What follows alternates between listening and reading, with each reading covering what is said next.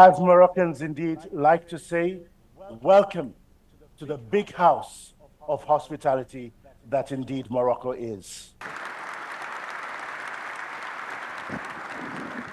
Hospitality is a word that truly defines Morocco, and where every greeting is a doorway to a smile, to warmth, to generosity, to kindness, and certainly to a very sincere welcome. And I'm sure right from the moment that you arrived at the airport, right up to the venue here and your respective hotels, you have experienced nothing else but sincere, kind hospitality. So, welcome to Morocco, where all doors of hospitality and where possibilities are wide open to all. Ladies and gentlemen, a warm applause for His Majesty King Mohammed VI. 6 years ago, a visionary leader had a dream, and that dream was very simple. It was to transform the investment narrative about Africa by bringing together strategic partners who had a similar dream. 6 years, a lot has transpired since then. Excellencies, distinguished ladies and gentlemen, it really is an honor this morning to welcome someone who's been a tireless champion for Africa's transformation. Every single day, he really inspires us to think bigger, to dream bigger, to work harder. He truly believes in the tremendous potential that Africa has and the opportunities that are available. He's not just a leader. It goes without saying that he's a movement and someone who continually proves that the future Africa envisions every single day is possible and inevitable. Africa, I know we use the term and the phrase quite often. We've heard Africa is rising and Africa is this, but the truth is, today in the global economy, no other continent in the world is as important as this space that we love so dearly. Distinguished ladies and gentlemen, please give a very warm Rabat welcome to Africa's optimist-in-chief, the President of the African Development Bank, the visionary behind Africa Investment Forum, Dr. Akinwumi Adesina. Together, we are on a journey to transform Africa with private capital. Our focus is on a triple mandate: to advance high-impact projects to bankability, raise capital, and accelerate the closure of deals. By focusing on investment facilitation for Africa, the Africa Investment Forum has become the premier investment platform for Africa.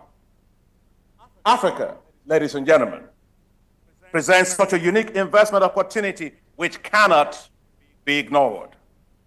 Don't just believe me, believe the data. The New York Times said recently, the world is becoming more African, as 1 out of 4 people in the world by 2050 will be African. The size of Africa's food and agriculture market will rise to $1 trillion by 2030. Demand for infrastructure presents an annual investment opportunity of at least $170 billion a year, from energy, transport, digital infrastructure, water and sanitation, and many more. Your presence here today shows that you see the investment opportunities for value creation in Africa. Again, believe the data. A survey of asset managers by the Africa Private Equity Capital Association survey for 2024 shows that 85% of limited partners expect to increase allocation of private capital to Africa in the next 2 years. Also, 52% of limited partners expect that private capital in Africa will be more attractive than other emerging markets in 5 years' time. We are seeing that attractiveness not in 5 years, we are seeing that in attractiveness today. Africa 50, which I chair, launched its $500 million Africa Infrastructure Acceleration Fund, reaching first financial close with 15 institutional investors from Africa. That is a first in Africa itself.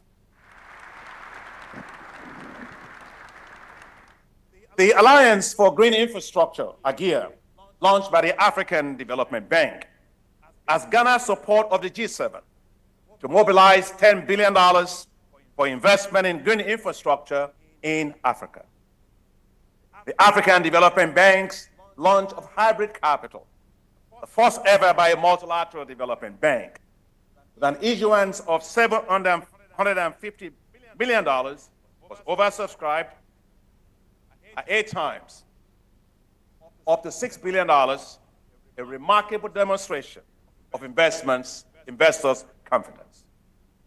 Africa, ladies and gentlemen, has become the prime investors' destination in the race for returns in the global energy transition. Boom.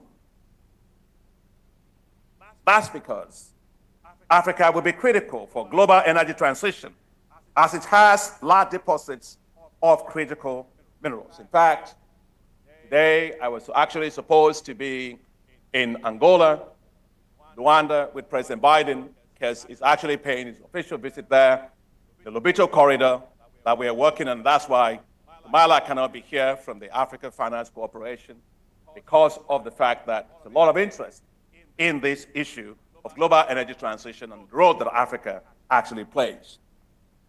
Again, believe the data. Africa holds 95% of chromium, 90% of platinum group metals, 2/3 of global reserves of cobalt, 30% of lithium and manganese, and 20% of graphite, all of which are key for green transition, from electric vehicles to battery energy storage systems. And of course, the African Union is working very well on this particular issue of green metal strategy, mineral strategy. And I'm delighted that my sister Nados is here, who is the head of NEPAD. The size of the electric vehicle battery energy storage systems will rise from $7 trillion in 2030 to $59 trillion by 2050.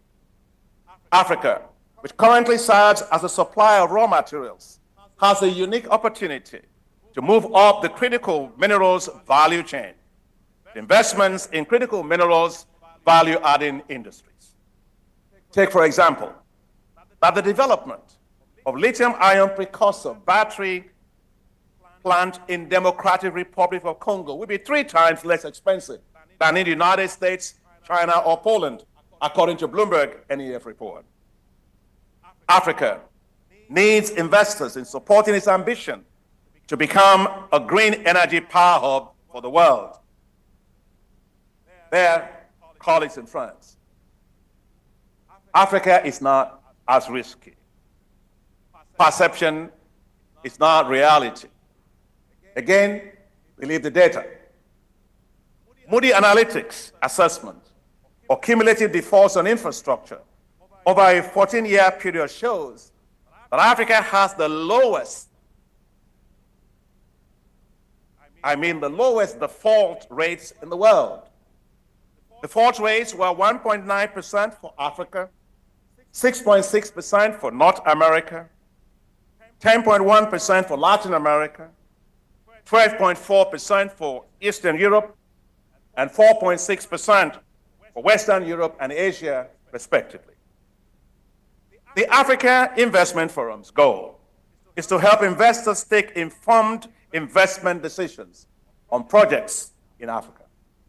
Our purpose remains true today, as it has always been, to match investors with opportunities, to mobilize capital, and to accelerate financial closure for projects. The Africa Investment Forum has a strong record. In the past 5 editions, it has mobilized $180 billion of investor interest to Africa. We always like to say, we want investors to feel comfortable in Africa. We want investments in Africa to land like a very good plane on a smooth landing strip.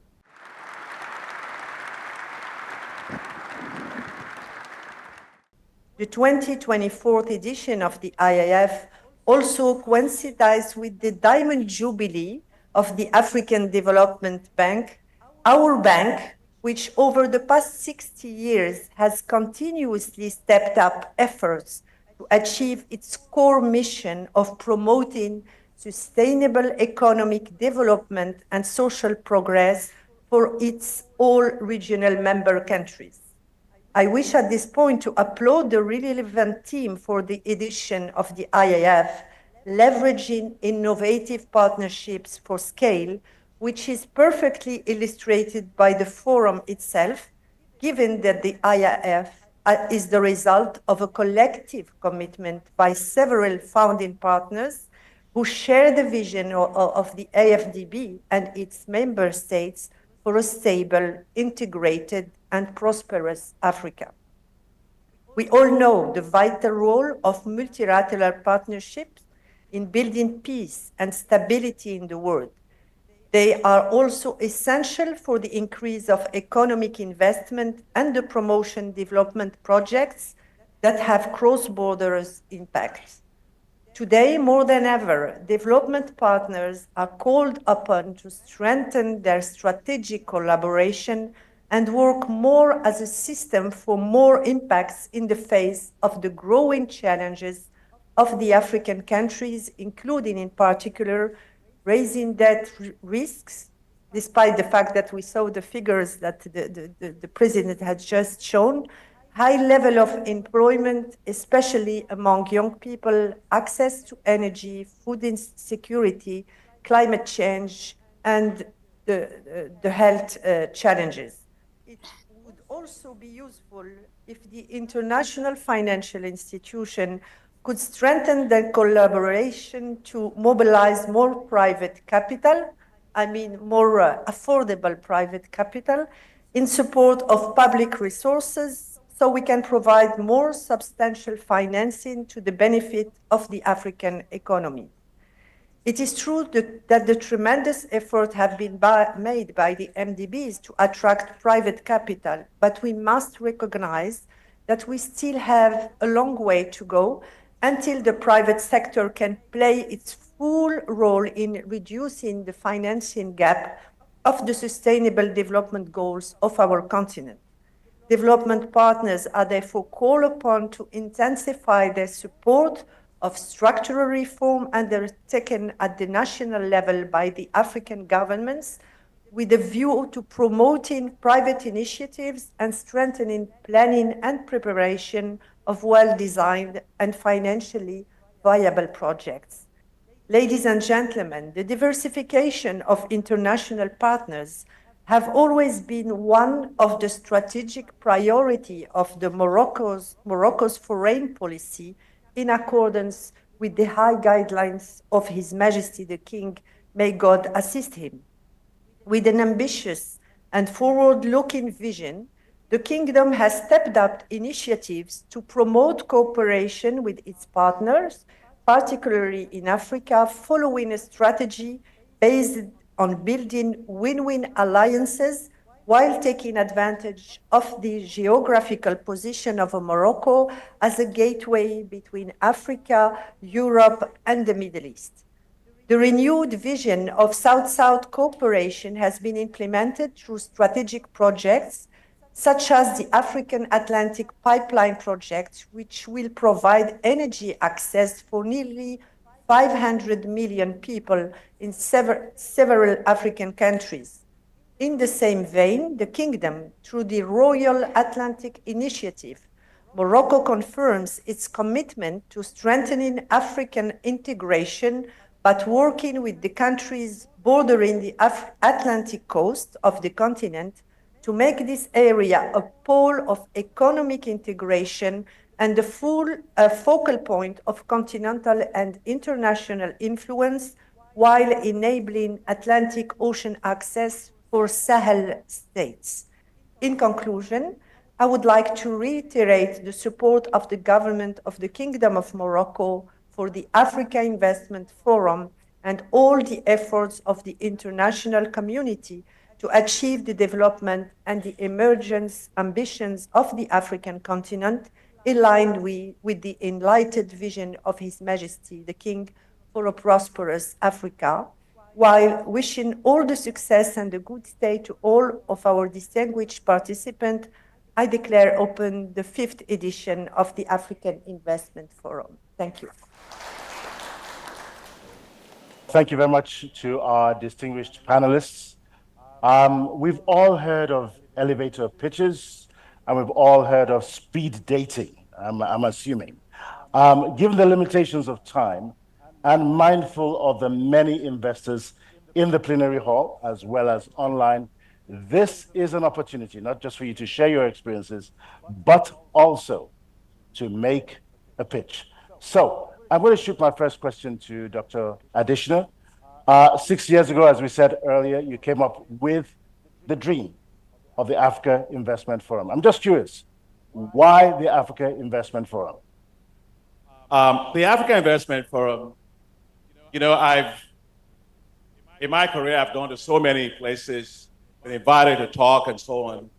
And everywhere that I go, people used to ask me a lot about the challenges of Africa. And every year I go, they ask me the same questions. And I have to come up with these answers. And I said to myself, look, my role is not to market Africa's challenges.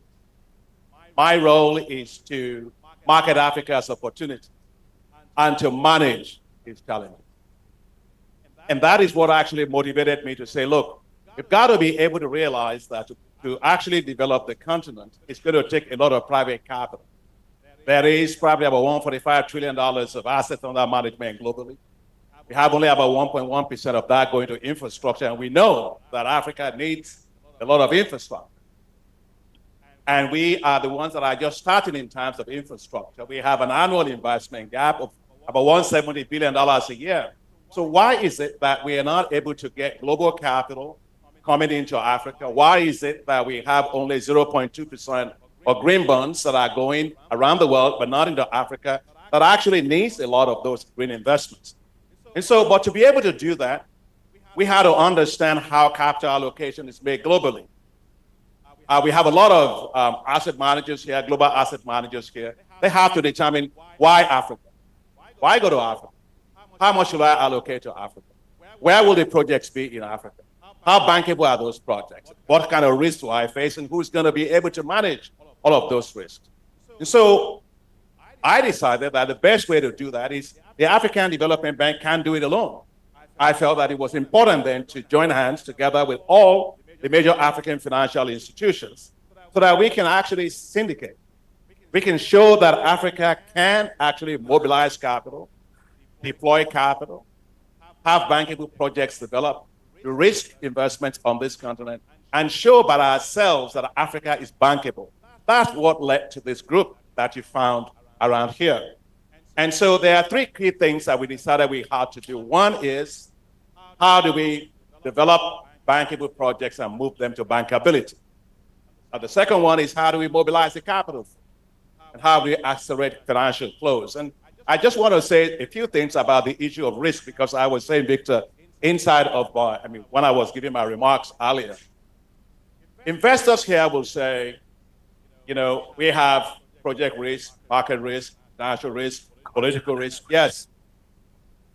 But as I said to you, perception is not equal reality. But given what that is, we have the instruments to be able to reach those. So if you take, for example, from our side, from the African Development Bank, we have partial risk guarantees that allows us to deal with counterparty risk with public sector investments that you're making. We do that at scale. All the other partners here, they do that as well. We also have partial credit guarantees that allow us to also deal with counterparty risk of private investors doing that. We've done that to do many projects at scale, so we have those vehicles. Present in this forum today is MIGA for the World Bank, which does political risk insurance. And for us at the African Development Bank, we also have that. My sister is here from the EBRD. We do that. We also at the African Development Bank have decided that we should aggregate all of these risk enhancement vehicles, these risk mitigation vehicles, into a vehicle. I think Ajay Banga, the World Bank, has done that. We want to do that and call it Africa Investment Guarantee Agency. Allow us to be able to deploy this at scale all across. And one last thing I want to say about the issue of risk as well is globally, among multilateral development banks, we have the Global Emerging Markets database that allows us to look at the historical investments and defaults and all of that, and how is it that how much default is there. And so we do have investments, we have vehicles that allow investors to be able to assess us properly. And last thing I would say is the whole issue of credit rating agencies in Africa and the cost of capital. It takes 3 to 4 times to raise capital in Africa than any part of the world. And part of it is because of asymmetric information about opportunities. I remember President of Kenya, President Ruto, when we had our annual meetings there, he said to us, he said, look, he had to pay 200 basis points higher just because there was a military coup in Niger Republic. And he asked the credit agency why. He said, because there was a coup in Niger. He said, well, Niger is not inside of Kenya, and I'm not next to Niger. And so that is why we support very strongly the Africa Credit Rating Agency establishment. Gather good data, risk, return profiles for Africa, good assessment of our political risk situation. Not a political institution, by the way. It's going to be a world-class institution, independently run by private sector, that assesses Africa's risk properly, so you can take a look at Africa's risk and judge your appetite in that. And that's why we support that. Africa Union, the standard parties here, we support that very, very strongly. You and I go to medical doctors, and we have a scan. You have to be able to take a second opinion. In the case of Africa, there's nowhere to take that second opinion. And that's why, as partners for the Africa Investment Forum, we believe we've been able to develop projects. Alan will talk about that. We have the investments, the risk in vehicles to do that. We have in this forum, the way we do it, you will see it in the boardrooms. Presidents and heads of state and ministers, finance, because what Minister Fatah was talking about, Nadia was talking about, of that business investment regulatory environment, how to make sure that your investment, sow it there, it can grow, you can take your capital out. All that is being done in Africa, and that is the power of this, and that is why the Africa Investment Forum is today the premier investment platform for Africa that brings confidence to investment in Africa and assures you as investors that you can invest on this continent and you can take risk on this continent, and that you will make sure that you have high risk-adjusted return, and that, in fact, Africa is a bankable opportunity that you cannot ignore. That's why we are here. I'm turning to you, Alain Bobisse, with your 3 minutes. As we all know, you operate on the infrastructure investment space. So could you share with us what new innovations you have come up with to enlarge your project portfolio and access to investment capital, please? Well, thank you very much. First of all, I'd like to build on what my chairman, President Adesina, said about the African Investment Forum, make us stronger collectively and individually. Now, in terms of innovation, we at Africa 50 are promoting, with the support of the African Development Bank, asset recycling. Asset recycling is basically a financial technique which consists of approaching governments that have commercial assets. Those governments can concession those commercial assets out to Africa 50 and others. The proceeds of the concessioning will be reinvested in new assets so that there's a monetization of existing assets to fund new assets. We are pleased to say that we have concluded our first asset recycling transaction, the Senegambia Bridge, that was financed by the African Development Bank. Now the Minister of Finance of the Gambia is the happiest person because he's receiving $100 million to invest in new projects. So that's one thing. The second innovation is transmission PPP. Today in Africa, all countries are financing power transmission with public capital. Africa 50, with the support of the African Development Bank, we are doing the first transmission PPP in Kenya, and we will be doing many power transmission PPPs across many countries. In fact, we have a boardroom here at the African Investment Forum on power transmission PPP in Mozambique. We've signed an MOU with Tanzania to do power transmission PPP, and many countries today are looking at power transmission PPPs. And so these are two innovations I can do. I can say more, but you would stop me, so I will stop here. I'm going to come to Boitumelo next. DBSA has been a big part of the Africa Investment Forum. Question to you: what has been the significant, powerful value of this partnership at the Africa Investment Forum? You know, the power in the Africa Investment Forum, it rises above the borders that we see on the African continent and really leverages all of our strengths. Because I do not have much time, I'm just going to demonstrate to you what this partnership has done. I sit next to my dear brother here, Mr. Fayole. We, as the DBSA, have an investment program in embedded generation, where we fund entities to self-generate their own energy in line with the new reforms of South Africa.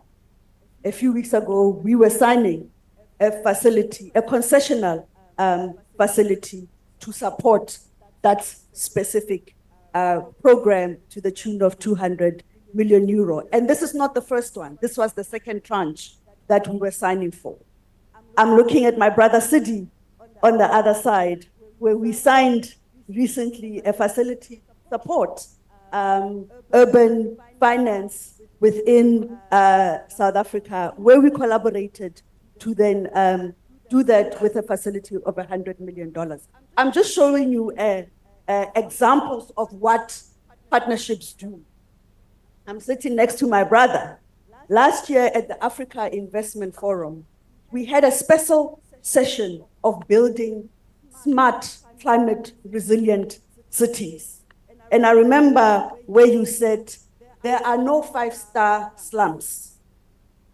Our people deserve to live in dignity. And it's important for us to make the necessary investment in our African cities. Post that, we negotiated a facility for 2 billion rand to support our cities program in South Africa, and supported by an MOU. So we don't do pageantry MOUs.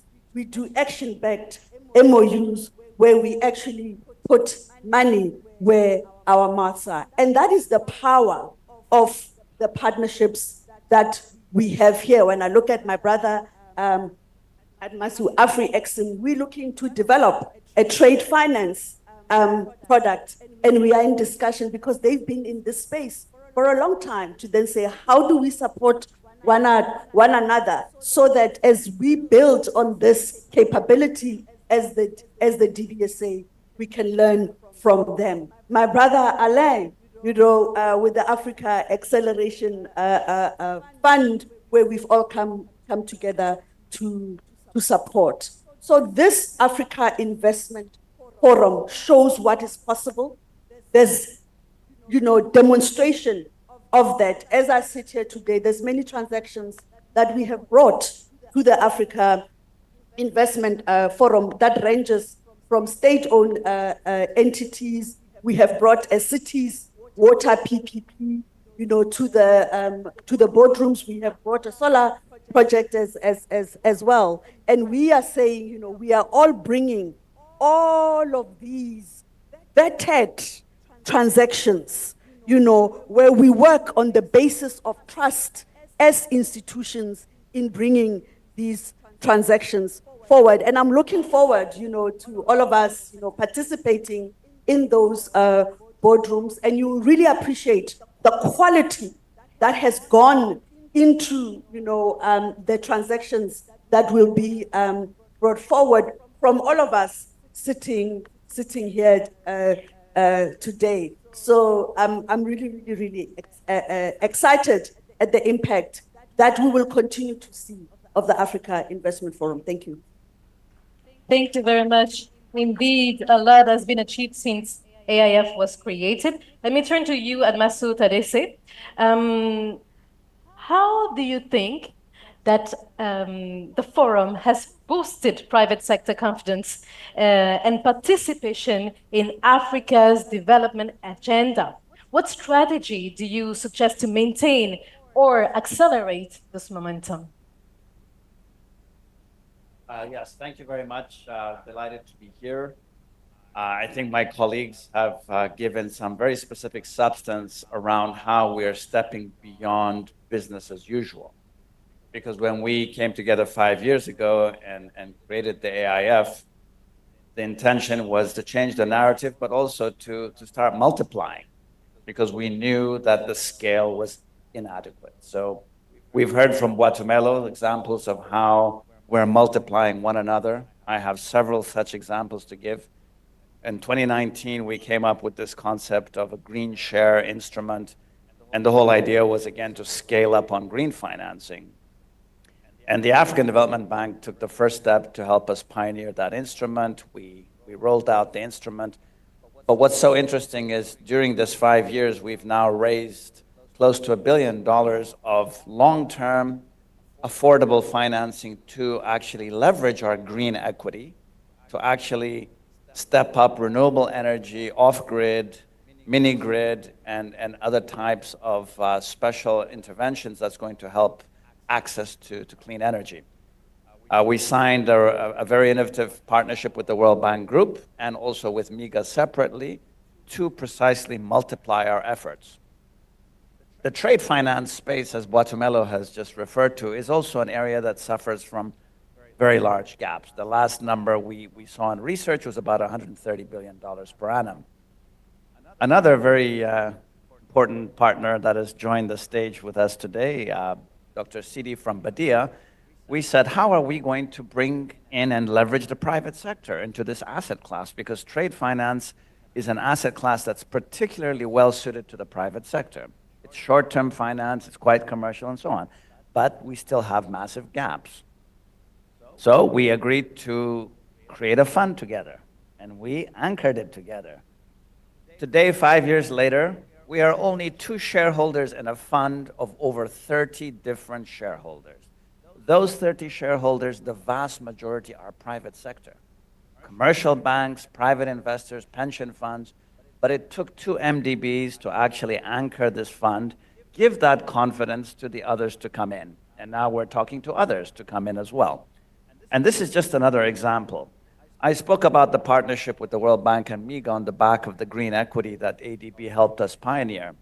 This morning, just this morning at the AIF, one of the new partners that we are talking to said to us, we like what you're doing in this area of green financing, renewable energy. How can we give you support to do even more?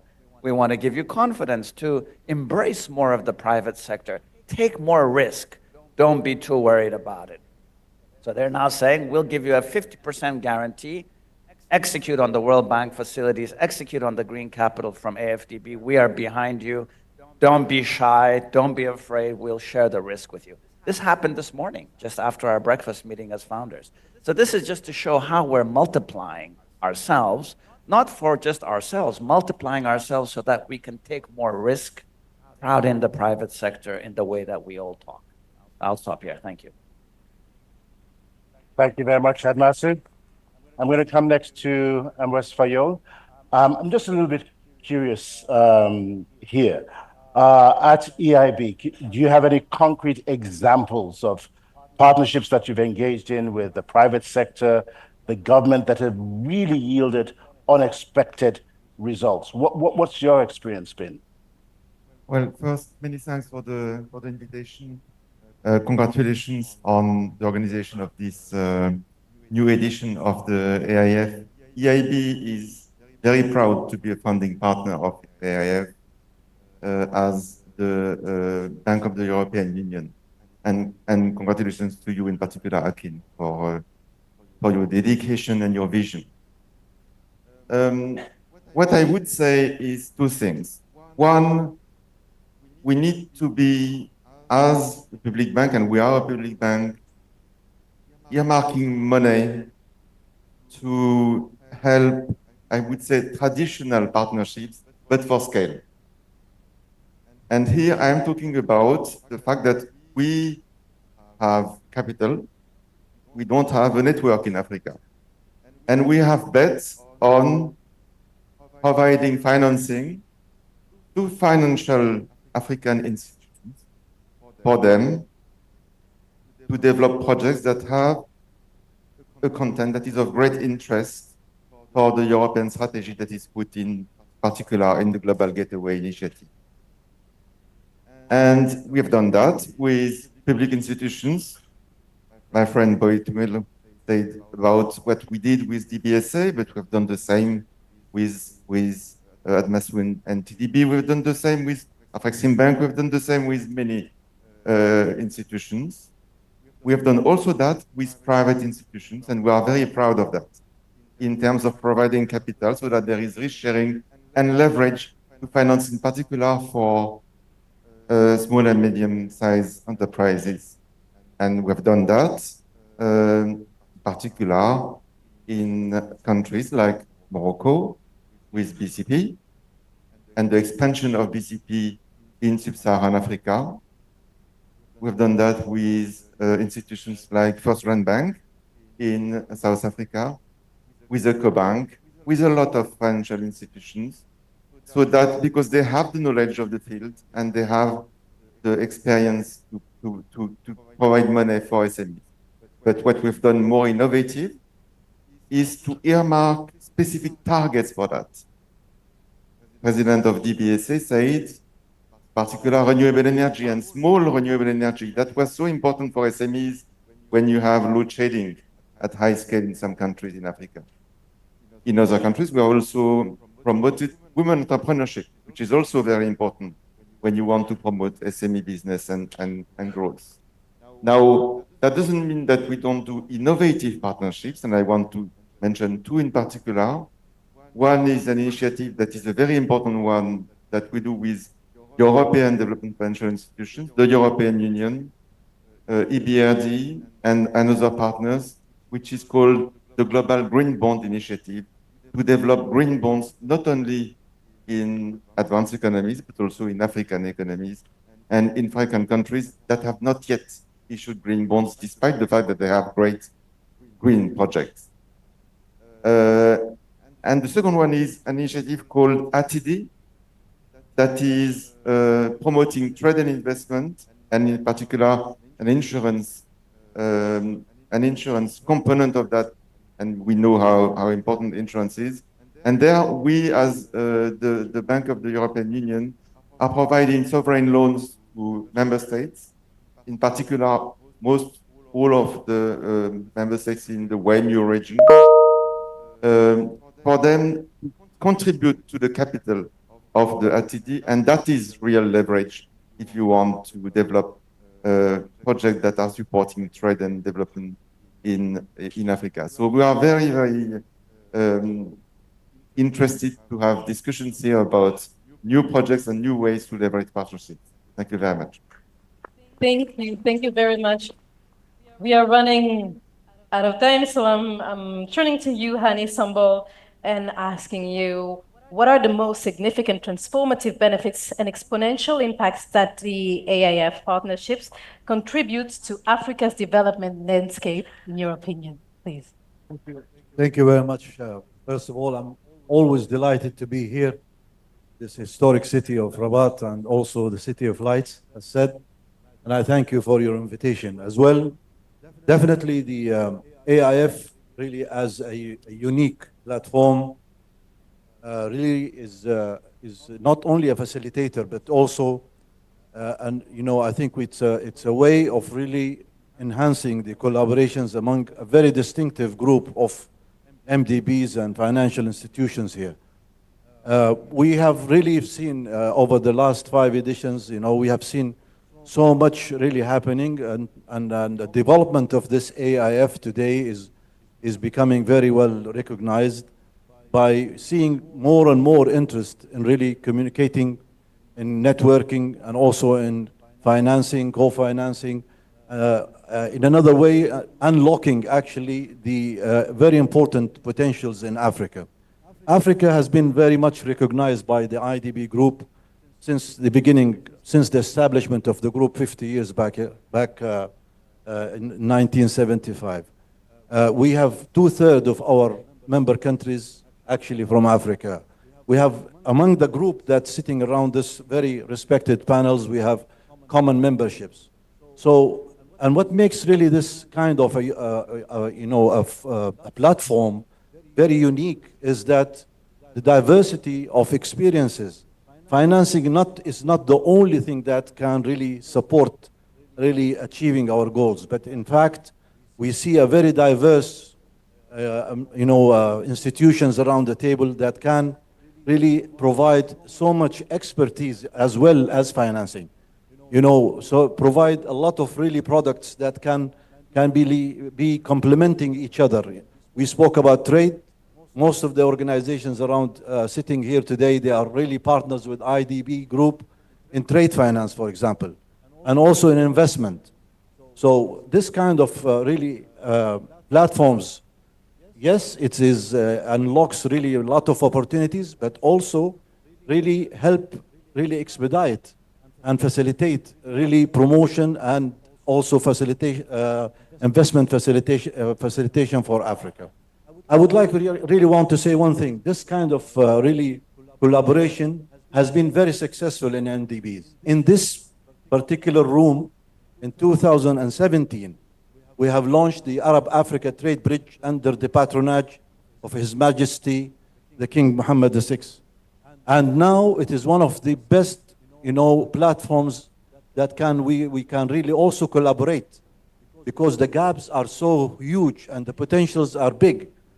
And I'm sure this kind of really collaborations can really make us move faster, and it can really makes us really move more efficiently, and in the same times really as we utilize each other's experiences in this kind of really partnership and collaborations. So I think we will honestly keep supporting the AIF, and also be not only a founding partner, but very active founding partner, inshallah. Thank you. Thank you very much. I'm going to come to Haytham El Mayagi, representing President Benedict Orama. I'm a little bit curious here. From your point of view, how has the forum helped enhance investor confidence as well as their participation investor-wise, regionally and globally? And to your mind, are there any building blocks that are missing that can actually be improved on in order to sustain momentum? Your thoughts? Thank you for the question. And just to reflect on the title above us, it's the idea of leveraging to create scale. Nobody can do it alone. We need to be together. We need to leverage to use the same power we have to create much more scale. And for this forum, it tallies very much with what we're trying to do in our agenda to advance intra-Africa trade. Big theme for us, a big pillar. Export development, very critical for us, and also the collaboration with operationalizing the FCFTA and creating a partnership like the Adjustment Fund and the other. And I think to your question also, this forum is very critical for us to bring those partnership and leverage on them. I think the idea of having boardrooms, the idea of having projects collaborate resonate very much with us. And I'll give you examples. So for us in Afrexim Bank, for us to advance this agenda, we coming here to share with everybody what we've done in creating partnership like what we did with Arise when we created industrial parks, aiming to create 13 industrial parks across Africa. We already delivered a large number of them, Gabon, Togo, Benin. And the whole idea of using such forum and such initiatives to retain value in the continent. What I mean by retain value in the continent, instead of countries exporting raw material, at very low margin. How can we get those industrial park now, as we speak, instead of exporting cotton to export garment, grade of wood, exporting furniture and plywood? The amount of spread and value retained and FX retained is humongous. We're looking also to come here for areas like Africa Medical Center of Excellence, where we partner with King's College London to create the stoppage of the drainage of the talent and also money out of Africa. And this forum can help us do more of this. If you think of this sector, for example, health, a lot of Africans travel to India, Europe for medication, and a lot of our doctors don't stay in the continent because they don't have the right hospitals, the right equipment that can sit nicely on their CV. Trillions are lost in GDP. How now, and we're launching now early next year, in H1 next year, Africa Medical Center in Abuja, which is serving the area, and do more. The big theme that can happen here also on the digital scene, our partnership with AFCFTA, creating Africa settlement, payments, e-commerce platform that we have now, Africa Trade Gateway.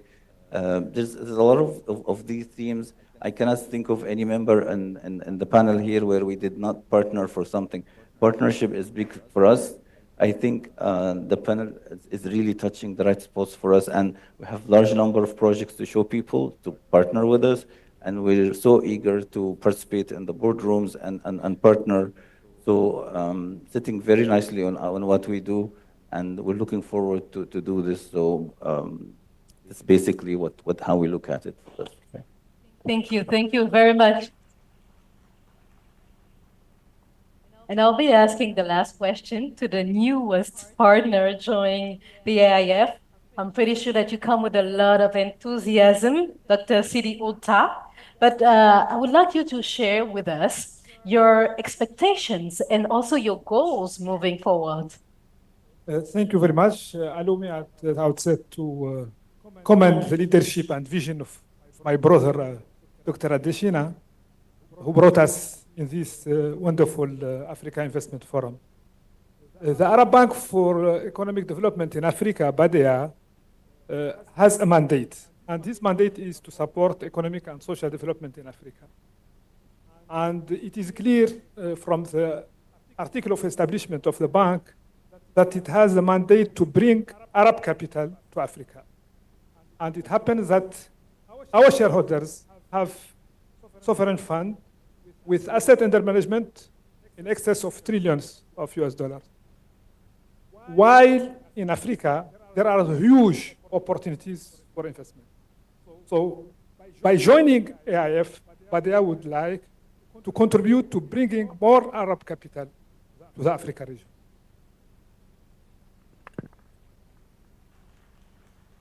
Well, thank you very much. Now that was a powerful elevator speech there, succinct and straight to the point. As the new founding member, kindly give him a round of applause. One of the founding members is not here today. He is unavoidably absent, regrettably, he says. But he has provided us with a short video clip. Kindly turn your attention to the screen as we take a word from Sumaila Zubairu, President and CEO, Africa Finance Corporation. He's actually with President Biden, working very assiduously on the Lobito Corridor, a magnificent project. Video, please. It's a pleasure to be here today to address you through this medium. I had hoped to be here in person. The reason why I'm not here today is because I'm attending an event that is furthering the development of infrastructure and financing in Africa. Another example of a partnership that we enjoy with the African Development Bank. This is about advancing the development of the Lobito Atlantic Rail Corridor, which is a combination of two projects, actually. There's the Lobito Atlantic Rail from DRC to the port of Lobito, and the Greenfield Lobito Rail from Zambia to Luakano in Angola. There, again, like I mentioned, is a partnership between ourselves, the African Development Bank, the European Commission, the G7 PGII, the governments of Angola, Zambia, DRC, and more recently, Italy and Tanzania. Why am I emphasizing the names? It's because it's a partnership. It's a partnership and a collaboration to unlock the agricultural value chain within that region, to diversify critical mineral supply chain, to open up tourism, and to open up several opportunities for industrialization along that corridor. Again, another testimony to the opportunity that exists in Africa and how, when we build the right infrastructure, it can enable industrialization.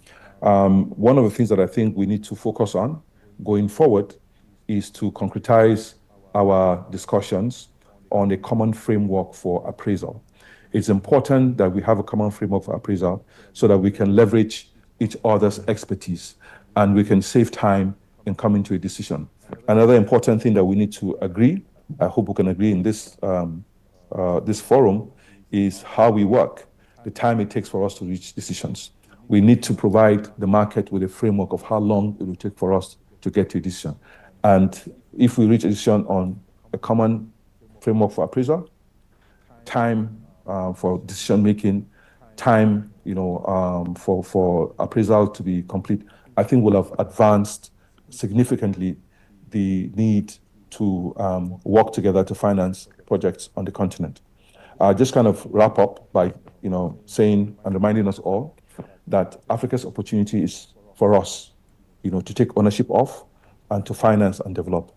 And this forum is an example of how we can collaborate together to take ownership of the opportunities in Africa and how we can collectively finance the growth and development of the continent. I look forward to joining you as soon as I can, and I look forward to deliberations in the boardrooms. We are convening a boardroom on the Lobito Rail and the Metro King project, and I'm glad to participate in other boardrooms that require our attention and our capital and expertise. Like I mentioned, this is about risk sharing, this is about collaboration, this is about working together for the good of Africa. Thank you. Thank you very much, Samuel Zubero, President and CEO of AFC, and thanks again for the very poignant reminder that as long as we're moving forward together, success always takes care of itself. Last but not least, His Excellency Sheikh Shakbout Nayan Al Nayan, Cabinet Member and Minister of State in the Ministry of Foreign Affairs of the United Arab Emirates. Over the years, and we've had opportunities to engage with him on several occasions. One of the things that you will find out about him is that he is extremely bullish on Africa, not just in word, but also in deed. Your Excellency, once again, you're welcome. And we would like to give you the honor of speaking to us for 5 minutes from the podium to my right and sharing your views on UAE's investment goals and experiences on the African continent. Your Excellency, the podium is yours. Kindly give His Excellency a warm round of applause. We are very, very honored as the UAE to be part of the Africa Investment Forum here in Rabat. It's great to be part of this forum, given the UAE's vision and agenda, which has been co-planned and drafted with our African brothers and sisters. That's one very, very positive element. Another element being in a brotherly country like Morocco, it's always great to be back between our family here in Rabat. Of course, the UAE has several clear, transparent, robust plan in the continent, be it G2G path or our B2B. I normally look mainly at free trade agreements between the UAE and African member states, which has been already announced with 3 countries in the continent, Kenya, Congo, Brazzaville, and Mauritius. We have signed with Mauritius, that's our first country, part of the African Union, And of course, we're looking to expand that partnership to safeguard both investments inwards and outwards, and also to liberate many goods and services in and out the UAE, and of course in and out the respective country we are signing with. So that's one main element. Another one where we're very much focused is, of course, the 4.5 billion pledge that we have made during our COP presidency last year, made in Kenya, in the Africa Energy Forum or Summit, which was hosted by President Ruto last year. We are engaging with our African partners. I normally do not like to name or to refer as our partners as Africa, because each member state is respective in its own way, but will take forever to name 54 countries in this forum. Nevertheless, we are working with our partners in securing renewable deals, be it in wind, solar, hydro, our engagement in logistics through Abu Dhabi ports, Dubai ports. We are very much focused on not only connecting seaports, but also dry ports and rail, of course, complementing something you're very much aware of, which is the Lobito corridor.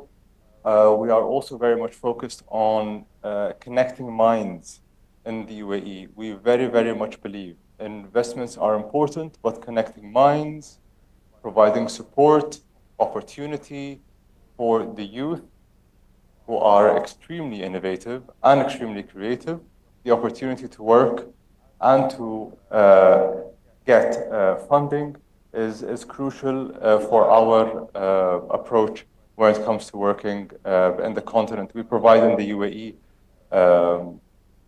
great opportunities for connecting minds, as my senior leadership, His Highness Sheikh Mohammed bin Zayed Al Nahyan, President of the United Arab Emirates, believes in the importance of Africa and the opportunities in Africa that it has not only for the continent, but also for us in the UAE. Hence why we continue to build very clear, but also solid foundation in our relationship with the continent, based on His Highness' clear instructions and guidance. And I hope that the outcomes will not only enrich and add value to the continent, but also to us as partners and family considered to the great, great continent of Africa. Thank you, sir, and thank you all for your kind attention.